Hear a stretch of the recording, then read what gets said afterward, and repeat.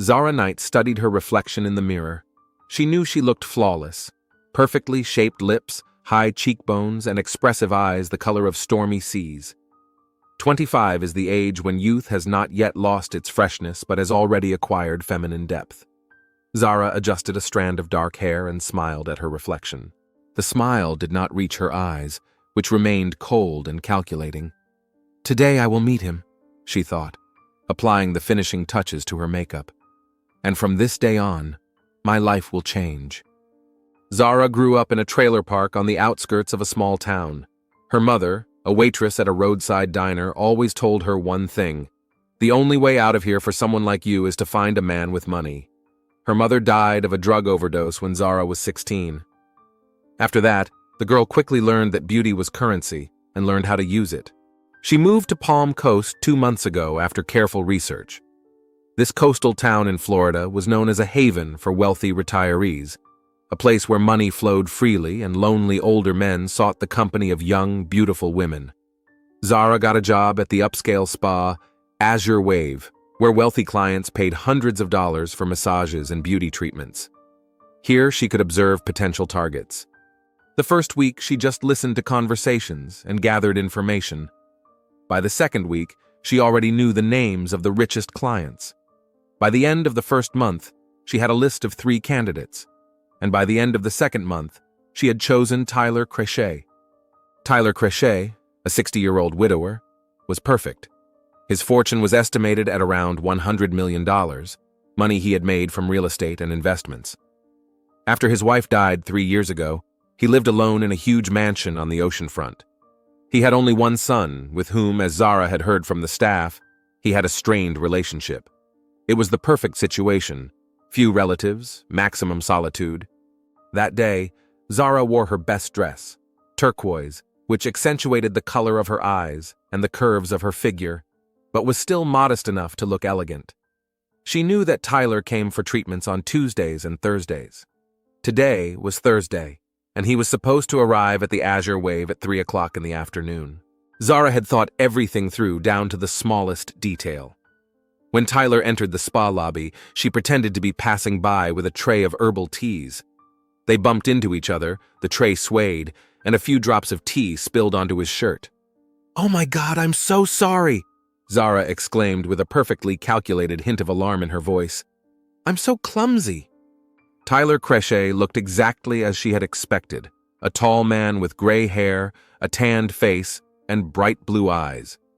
Despite his age, he was in good shape, the result of regular golf and swimming. "It's all right," he replied with a smile, dabbing a few drops on his shirt with a napkin. "It's just water." "It's jasmine tea," Zara said apologetically. "I'm afraid it might stain. Let me help you." She took the napkin from his hands, and their fingers touched briefly. Zara noticed his gaze linger on her face for a split second before sliding lower. "I'm Zara," she introduced herself, carefully dabbing his shirt. "I'm new here." "Tyler Crochet," he replied. "I don't remember seeing you before. I would have remembered such a beautiful girl." Zara modestly lowered her eyes, accepting the compliment with slight embarrassment. She knew she looked younger than her age. People often thought she was barely 20. "You're very kind, Mr. Crochet. May I offer you some fresh tea instead?" "Of course," he nodded, his eyes sparkling. "And please call me Tyler." That moment was the beginning. After his treatment, Zara accidentally found herself in the lounge area where Tyler was drinking his tea. She approached him to ask if everything was all right, and they struck up a conversation. Zara listened intently to his stories about his travels and business, interjecting with appropriate comments and asking questions that showed her interest and admiration. By the end of the conversation, Tyler asked if she would like to have dinner with him sometime. "I'd love to," Zara replied with the perfect blend of interest and slight hesitation. "But I'm not sure it's appropriate. You are a client after all." "I'm sure it's not a problem," Tyler said, and his smile suggested that he was used to getting what he wanted. "How about tomorrow evening? I know a great restaurant with an ocean view." And so, exactly 24 hours later, Zara was sitting across from Tyler at the Azure Beach, an expensive restaurant with panoramic windows overlooking the Atlantic Ocean. She wore a black cocktail dress that was both elegant and sexy. Tyler couldn't take his eyes off her. "Tell me about yourself, Zara," he asked after they had ordered and the waiter had filled their glasses with wine. Zara was ready for this question. She had a carefully crafted story. She grew up in a small town in Georgia, studied psychology in college, hence her interest in people and attention to detail, and then decided to take a break from her studies and move to Florida to be closer to the ocean and start a new chapter in her life.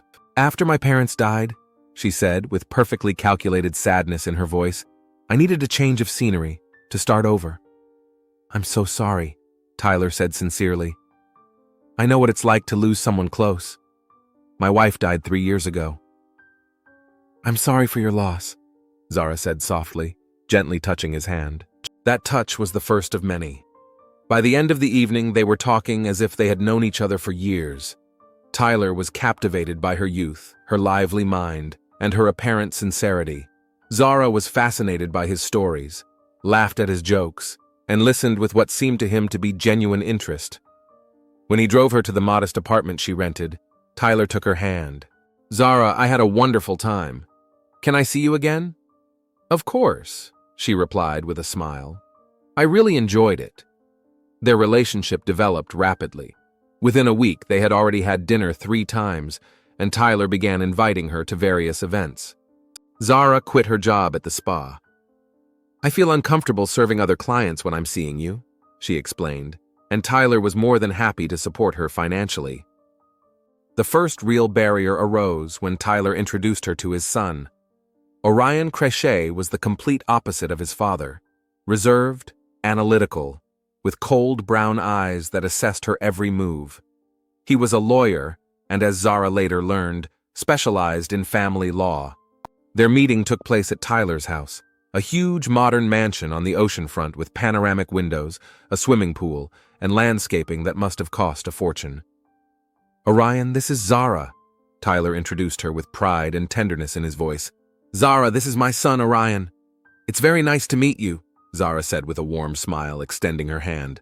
Orion shook her hand, but his handshake was formal and cold. "Likewise," he replied, although his tone suggested otherwise. "My father has told me a lot about you." Over dinner, Orion asked questions that were actually an interrogation disguised as small talk.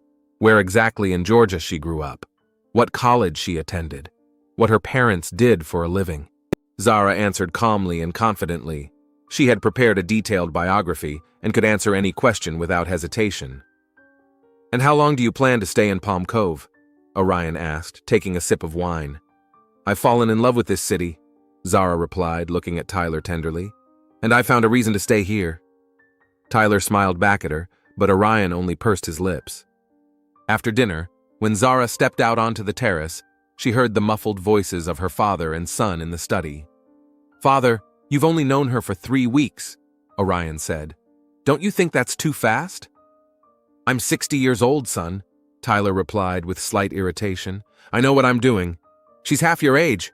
What could you possibly have in common?" "Zara understands me better than anyone has in a long time.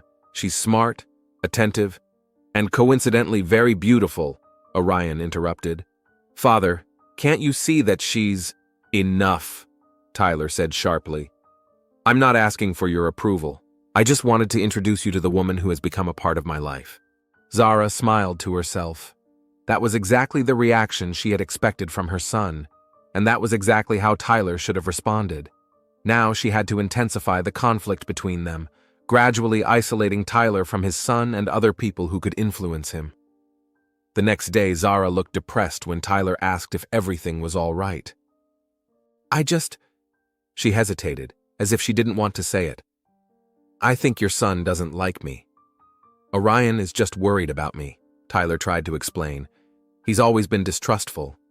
"I understand," Zara said, taking his hand. "I'd be worried too if I were him. I don't want to cause problems between you." "You're not the reason," Tyler assured her. "Orion and I have never been particularly close, especially after his mother passed away." This was valuable information. Zara cautiously began to probe for details about their relationship, and Tyler revealed that his son had accused him of not caring enough about his mother while she was ill.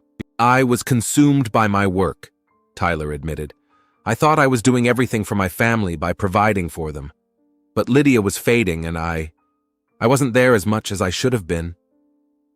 Zara used this information to further widen the rift between father and son. She never said anything bad about Orion directly, but she asked leading questions and expressed understanding of his point of view in such a way that Tyler came to the conclusions she wanted him to. Maybe Orion still blames you, she suggested gently one day, and now that you're happy with me again, it's hard for him to accept. Over the next 2 months, Zara became an integral part of Tyler's life. She got to know his friends and accompanied him to social events and business dinners. Everywhere she went, she charmed people with her smile, wit, and apparent sincerity. But at the same time, she subtly drove wedges between Tyler and those around him. You know, George said something strange today, she remarked after dinner with one of Tyler's old friends. He asked if we were planning to sign a prenuptial agreement, as if I'm with you for your money. Tyler was outraged by this suggestion, and that was the last time he saw George. Gradually, Tyler's circle of friends narrowed to people whom Zara approved of, mostly new acquaintances who didn't know his past and had no reason to doubt the sincerity of his young companion. Orion tried to intervene. He showed up unannounced, tried to talk to his father alone, and even hired a private investigator to check Zara's past. But she was prepared for that. Her entire past had been carefully constructed and stood up to scrutiny. She had fake friends who were ready to confirm her story, and she avoided being photographed, so her digital footprint was minimal. Your son won't stop until he destroys our happiness, she told Tyler, after a particularly unpleasant visit from Orion, during which he had directly accused her of having ulterior motives. I don't want to come between you, but it hurts me when he says things like that. Tyler hugged her, holding her close. Orion is wrong about you, he said. And if he can't accept my choice, that's his problem, not ours. That evening, looking out at the ocean from Tyler's terrace, Zara knew she had won. She could see it in his eyes, in the way he looked at her, with adoration and complete trust. Zara, Tyler said, taking her hand, these months with you have been the happiest I've had in a long time. I know we haven't known each other long, but I'm sure of my feelings. He took a small box out of his pocket. I want you to move in with me. Forever. He opened the box, and Zara saw a ring with a huge diamond.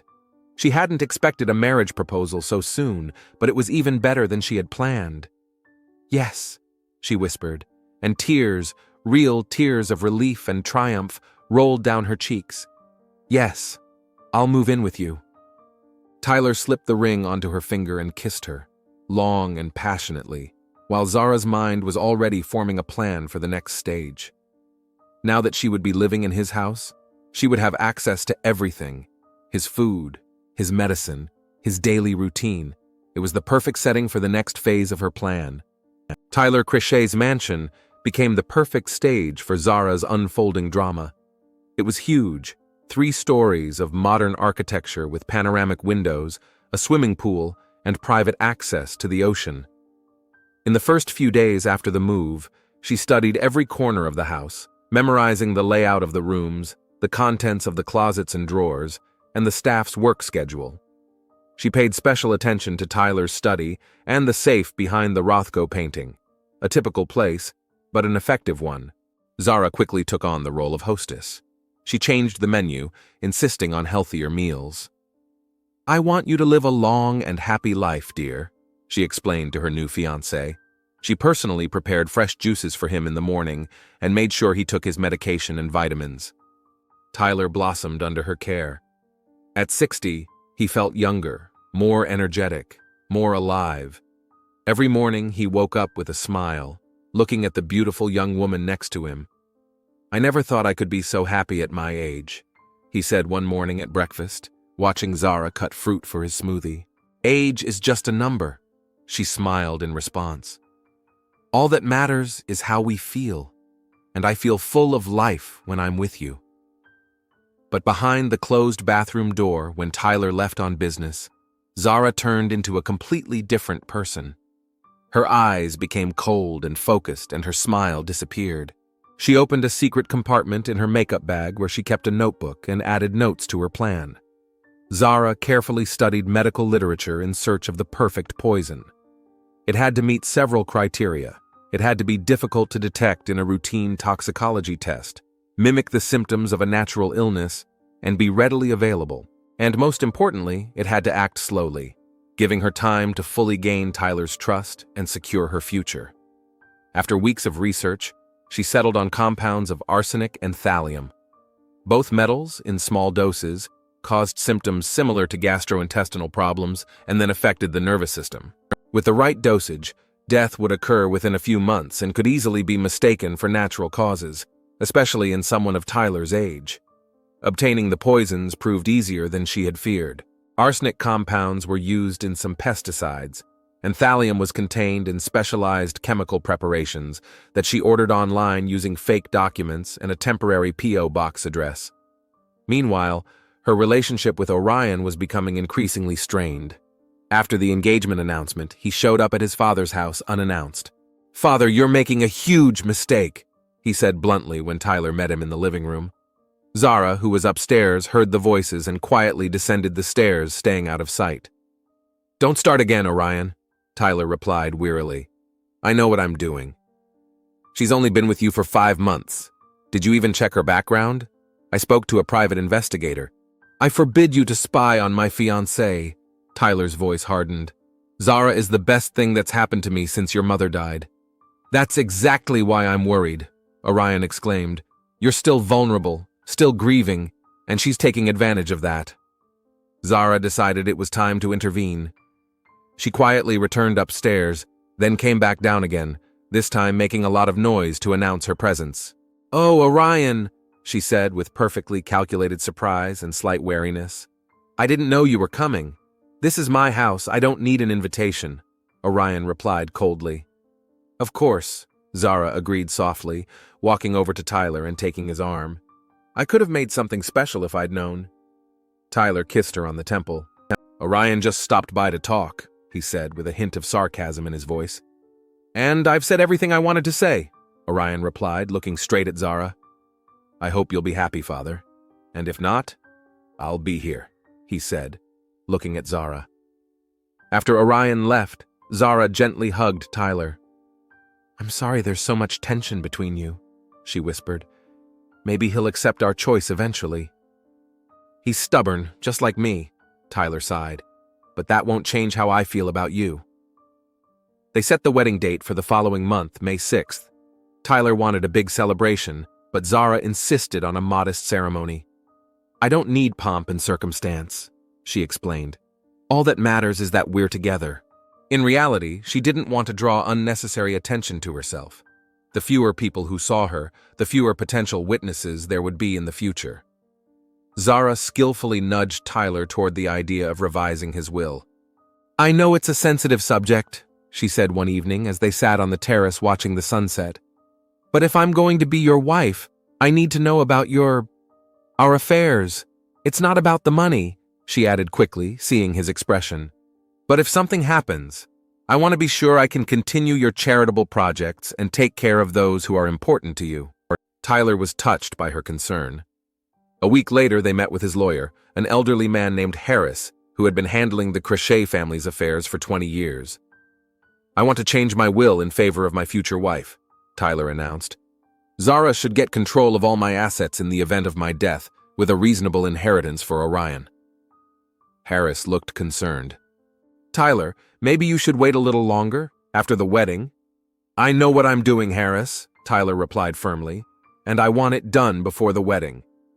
The lawyer complied, but the look he gave Zara was full of suspicion. She responded with an innocent smile, silently adding his name to her list of people to avoid. The day before the wedding, Orion made one last, desperate attempt. He showed up at his father's house with a folder of documents. "At least look at this before you do something you can't take back," he said, handing him the folder.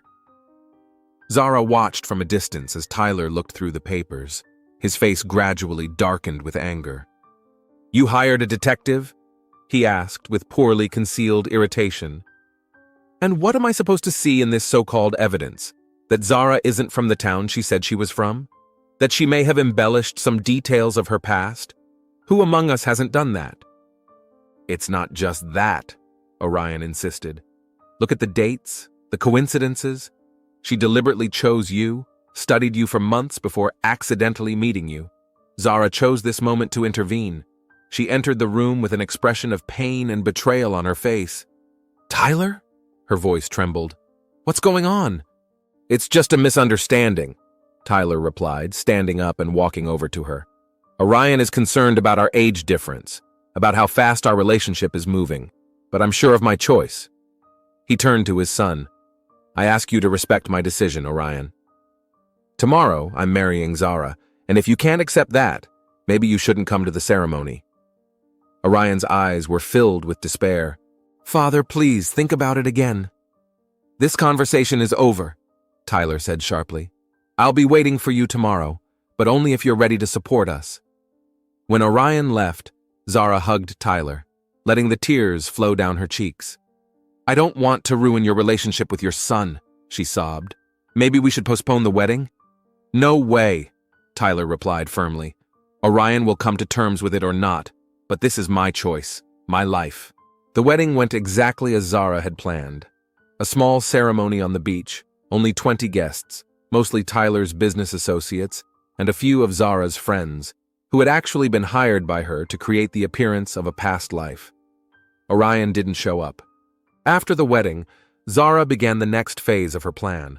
On specific days, she added tiny doses of arsenic to Tyler's morning smoothie. The doses were so small that the symptoms only began to appear after a month. At first, a slight malaise that could be attributed to anything. You're working too hard, Zara said solicitously when Tyler complained of fatigue or mild nausea. You need to get more rest. By their 3-month wedding anniversary, the symptoms had worsened. Tyler began to lose weight, suffered from stomach pains, and vomited periodically. Zara insisted on a visit to the doctor.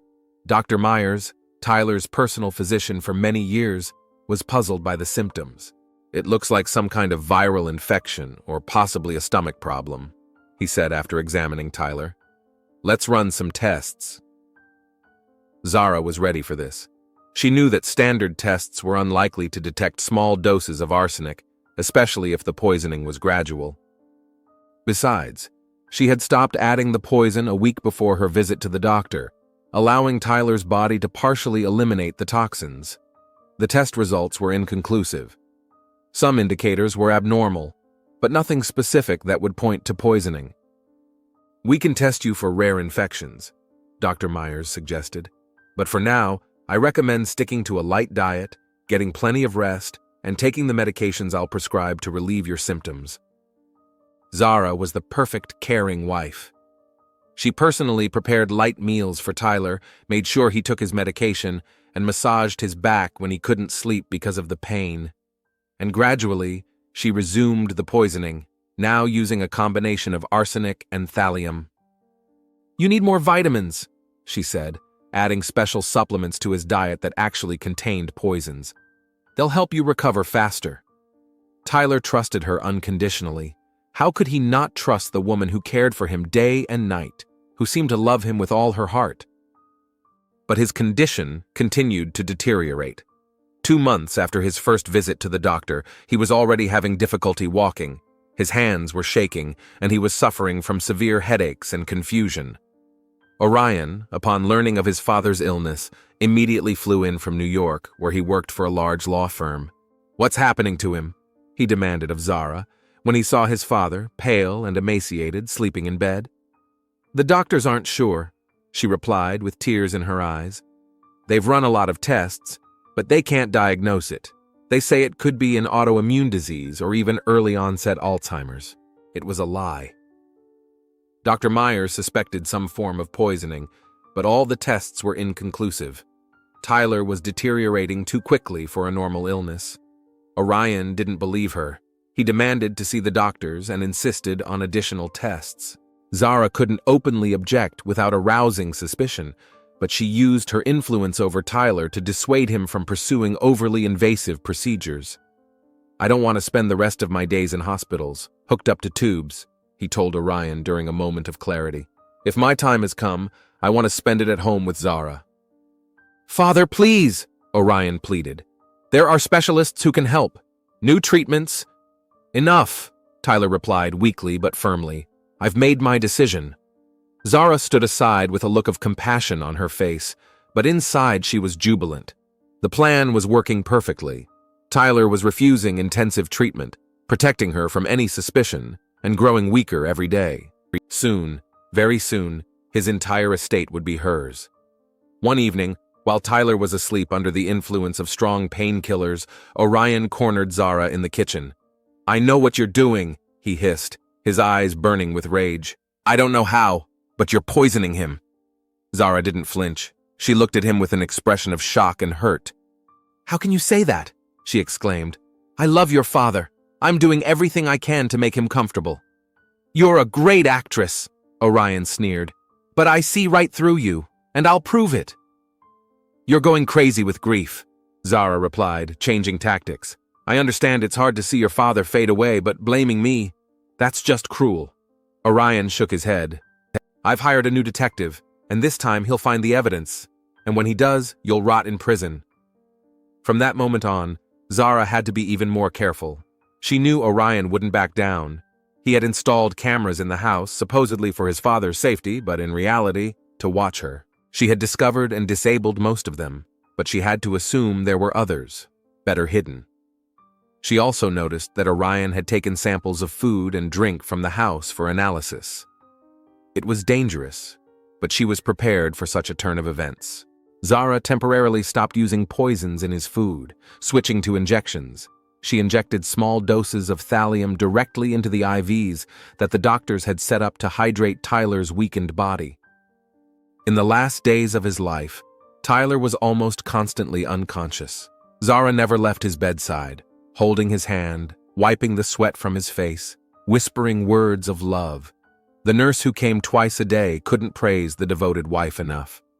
You rarely see such care, she said. You're a real angel, Mrs. Crochet. Orion was also there, watching her every move, but he couldn't be with his father 24 hours a day. He had a job in New York, clients, commitments. He flew in on weekends and stayed as long as he could, but in the end he had to leave. One night, when Orion returned to New York, promising to fly back the following Friday, Zara decided it was time to finish the plan. Tyler was already too weak. Any further investigation could reveal traces of poison, and she couldn't take the risk. That night, when the house was empty, the nurse had left, the staff had long since gone home, Zara sat by her dying husband's bedside. Her face was calm, almost serene. This is the end of the road, dear, she said softly, even though she knew he couldn't hear her. You have been very generous to me. Now it is time to rest. She took a small syringe filled with a clear liquid from her robe pocket, a lethal dose of a chemical cocktail that would stop his heart. It would look like a natural death from complications of his mysterious illness. Zara injected the contents of the syringe into the IV and watched as the liquid flowed down the tube. After a few minutes, Tyler's breathing became irregular, then slowed and finally stopped. The heart rate monitor showed a flat line. She waited a minute, then removed the syringe and all traces of the injection. Only then did she press the emergency button and begin to mimic the resuscitation attempts she knew would be futile. Help! She screamed into the phone when the emergency services answered. My husband isn't breathing! Please hurry! The doctors arrived 15 minutes later, but Tyler Crochet was already dead. The official time of death was 2:37 a.m. The cause of death was presumed to be heart failure due to a progressive neurological disease of unknown etiology. Zara cried so convincingly that the medics had trouble pulling her away from the body so she could take a sedative. None of them noticed the small smile that flashed across her face as they led her out of the room. News of the death of Tyler Crochet, a well-known entrepreneur and philanthropist, quickly spread throughout Palm Coast. People talked about the tragedy, the mysterious illness, the young widow devastated by grief. They offered their condolences, brought flowers and sympathy cards. No one suspected the truth. No one except Orion Crochet, who upon receiving the call about his father's death, threw his phone against the wall of his New York apartment and screamed in helpless rage. He was sure that his father had been murdered, but he couldn't prevent it. And now he had to prove what he knew in his heart. that his father's beautiful young widow was a cold-blooded murderer. The reading of the will was scheduled for the third day after the funeral. The elegant office of Harris, the lawyer, in the center of Palm Coast was filled with tension that seemed palpable. Harris, Zara, and Orion sat at the massive oak table. The young widow was dressed in a simple black dress, her face hidden by a semi-transparent veil. Orion kept his eyes fixed on her, his gaze heavy and accusatory. Harris cleared his throat before beginning. "I will now read the last will and testament of Tyler Crechet, written and signed by him 2 months ago." He glanced quickly at Zara, then at Orion. As you know, the previous will was significantly altered after Tyler's marriage. Orion clenched his fists under the table. He already had an idea of what he was about to hear, but he still wasn't ready. "I, Tyler Bryce Crechet, being of sound mind and memory, hereby declare that this is my last will and testament," Harris began reading. "To my beloved wife, Zara Knight Crechet, I leave the majority of my estate, including the main house in Palm Cove, bank accounts, investment portfolios, and a controlling stake in Crechet Development." As Harris continued reading, Orion's face darkened. According to the new will, Zara received about 85% of Tyler's entire estate, property valued at approximately $120 million. Orion was left with only a few properties and a sum of money which, although substantial, about $15 million, was only a small fraction of what he was supposed to receive under the previous will. "This is impossible," Orion exclaimed when Harris finished reading. "My father would never have deprived me of such a share of the inheritance. This will was written under duress." Zara sobbed quietly. "Please, Orion, we just lost Tyler. Do we really have to make this even more painful?"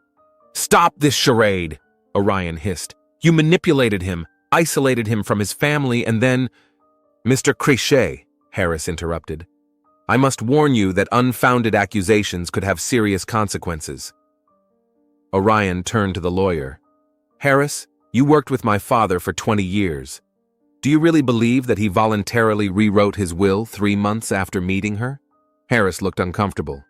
"I expressed my doubts, but Tyler was adamant. Legally, the will is flawless. He signed it in the presence of witnesses and underwent a medical examination confirming his mental capacity." "You'll regret this," Orion said, standing up. "I'm going to contest the will, and I'll prove what she did to my father." "What are you talking about?" Harris frowned. "My father did not die of natural causes," Orion replied, looking straight at Zara. "She poisoned him." Zara gasped, tears welling up in her eyes. "How can you? I loved your father. I spent every day of his illness with him while you were in New York." "Because you needed to make sure the job was done," Orion retorted. "You wanted his fortune and you got it. But not for long, I promise you." With that, he stormed out of the office, slamming the door behind him. "Mrs. Crechet," Harris said cautiously when they were alone, "I have to ask, those accusations—" "Complete nonsense," Zara replied, wiping away her tears. "Orion never accepted me. He couldn't accept that his father had found happiness again, and now that Tyler is dead, he can't accept that his father loved me enough to change his will." Harris nodded weakly, but his eyes betrayed his doubts. "In any case, you are now officially the owner of most of Tyler's estate. It will take some time to draw up all the necessary documents, but we can begin the process immediately." Zara returned home feeling triumphant. Everything was going according to plan. The money was almost in her hands. Of course, Orion's threats bothered her, but she was ready for them. After all, he had no proof. Medical tests found no poison, and Tyler's death had been ruled natural. But her unease grew the next day when an unfamiliar woman rang the doorbell of the mansion. "Detective Lexi Valor, Palm Coast Police," she said, showing her badge. "Mrs. Crechet, may I come in? I have a few questions about your husband's death." Zara maintained her outward calm, though her heart was racing. "Of course, detective, please come in." Lexi Valore was a strong woman in her 40s with a heavy, piercing gaze. She walked into the living room and got straight to the point. "Mrs. Crechet, I'm investigating the circumstances surrounding your husband's death. The police have received information suggesting that Mr. Crechet's death may not have been natural." "You mean Orion's accusations?" Zara replied calmly. "I understand his grief, but those accusations are absurd. Tyler had been ill for several months. He was treated by the best doctors. And yet they were unable to make a definitive diagnosis, Lexi remarked, which is unusual given Mr. Crechet's resources. Not all illnesses can be diagnosed, Detective, Zara objected. The doctors suspected an autoimmune disease or early-onset dementia. Lexi nodded, making notes in her notebook. Mrs. Crechet, have you ever purchased or used compounds containing arsenic, thallium, or other heavy metals? Zara felt a chill run through her, but she didn't let her fear show on her face. Of course not. Why would I do that? Just a standard question, Lexi replied calmly. Orion Crechet claims that he recently received the results of tests on some samples taken from your home. They showed traces of heavy metals. That's ridiculous, Zara shook her head. Orion could have faked the results or contaminated the samples. He's desperate to prove that I'm somehow responsible for his father's death. Still, these are serious allegations, Lexi said. Serious enough that we're considering exhuming the body for a toxicology report. The news shook Zara, but she managed to maintain her composure.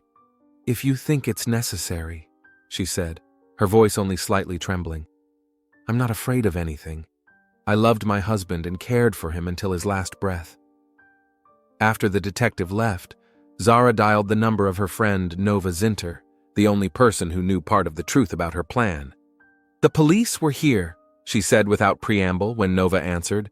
We need to talk. Come immediately. Nova arrived an hour later.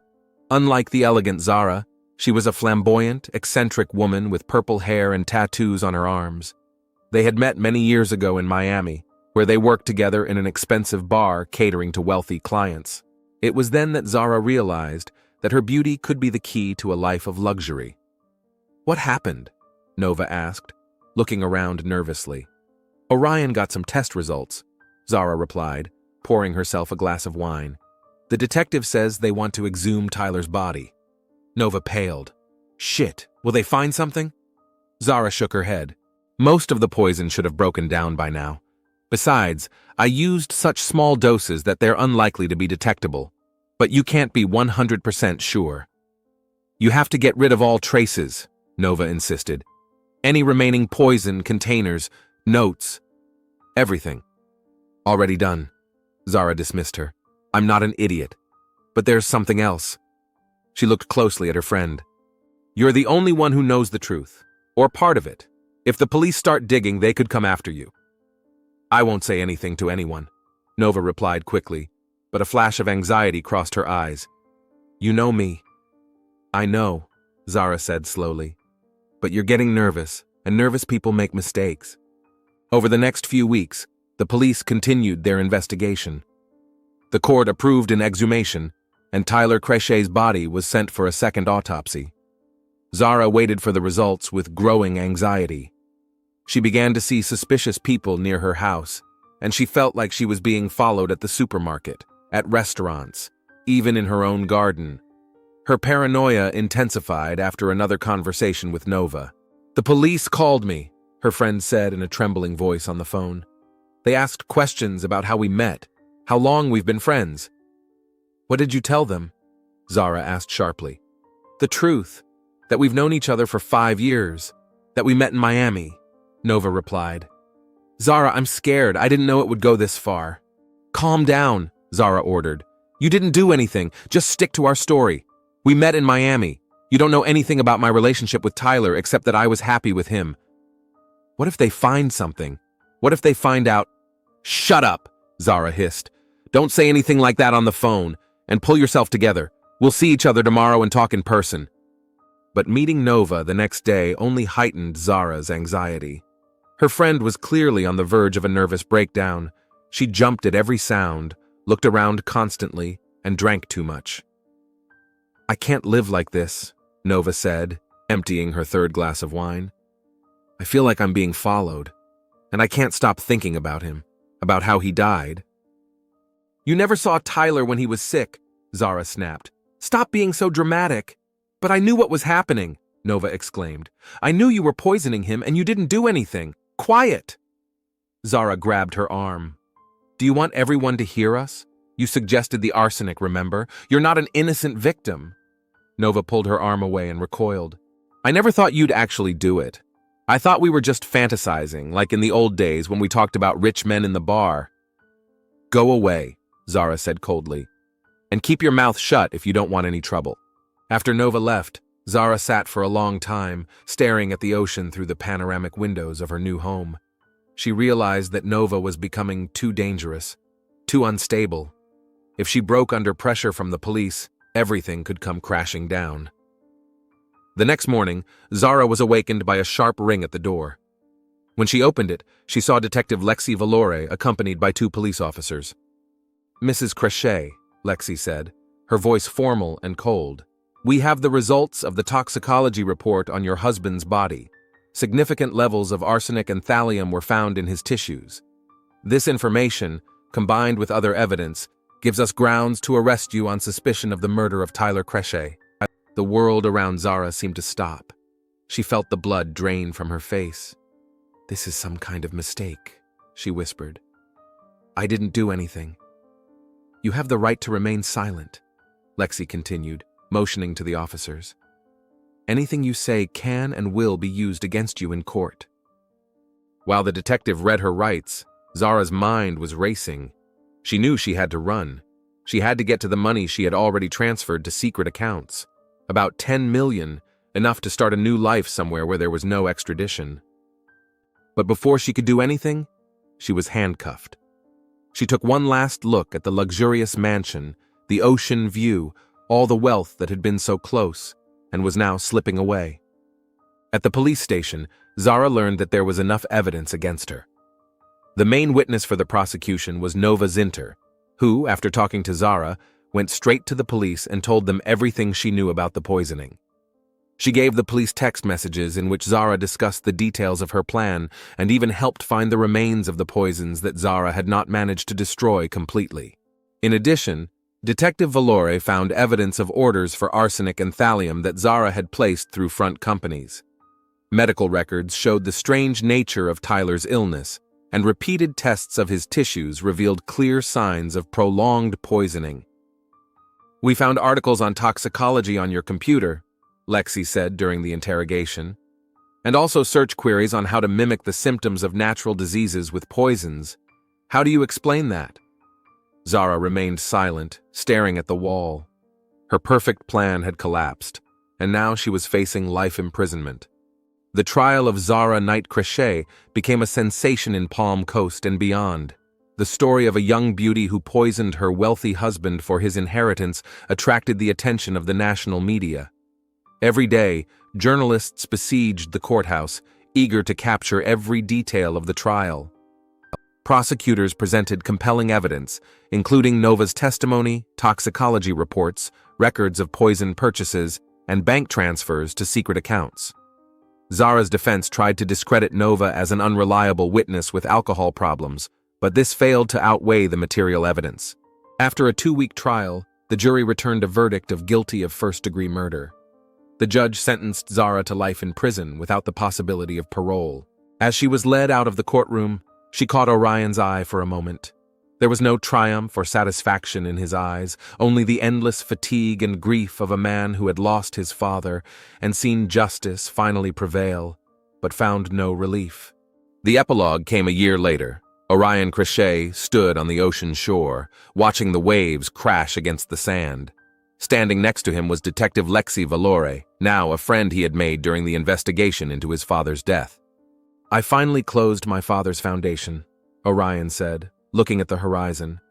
"I started a new one that will fund research into rare diseases and poisoning, to help doctors better recognize the symptoms they missed in my father's case." "That's a worthy legacy," Lexi nodded. "Your father would be proud." "You know what I still don't understand?" Orion said thoughtfully.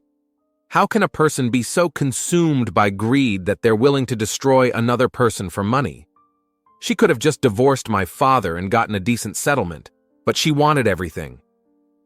"Greed is a strange thing," Lexi replied. "It distorts perception, makes you see people not as individuals, but as obstacles to wealth. For people like Zara, money is more important than human lives." "What about Nova?" Orion asked. "She got a suspended sentence for accessory after the fact." "She's in rehab," said Lexi. "She really regrets not stopping Zara sooner. She sometimes visits your father's grave and brings flowers." Orion nodded. He rarely visited the cemetery himself, preferring to remember his father as he was before Zara appeared, alive, strong. "My father's estate is in good hands now," he said. "I donated part of it to charity, as he always wanted. The rest I invested in projects he would have been proud of." The sun was beginning to set, painting the ocean in shades of gold and purple. Orion and Lexi watched the spectacle in silence, each lost in their own thoughts. "Life goes on," Orion finally said, "but I will never forget the price my father paid, falling victim to someone else's greed." Meanwhile, in a maximum security women's prison, Zara Knight Crochet sat in her cell, staring at a small photo of Tyler's mansion, the only reminder of the wealth she had so desperately sought and lost. Her youth and beauty were slowly fading away within the prison walls, and all that lay ahead was an endless series of identical days filled with regret for the price she had paid for her insatiable thirst for money. Human life had proved too high a price to pay, even for $120 million. It was a lesson she had learned too late.